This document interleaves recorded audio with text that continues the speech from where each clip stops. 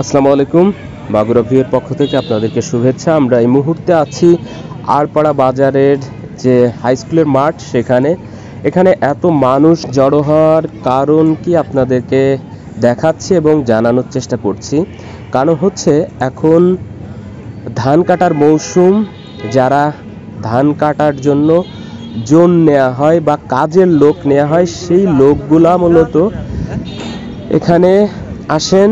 বিভিন্ন গৃহস্থ এই মানুষদেরকে নিয়ে যান কাজের উদ্দেশ্যে, তাদের বাড়ির কাজ বা তাদের মাঠের কাজ, ফসলের কাজ উঠানোর জন্য। এনাদেরকে এখান থেকে দাম দর করে পার দিন কয় টাকা কেমন কি দিবে সেটার উপর কথা বলে এই মানুষদেরকে কিনে নিয়ে যাওয়া হয়। সেটা 1 দিন, 2 দিন, 5 দিন, 7 দিন হতে পারে। ধন্যবাদ।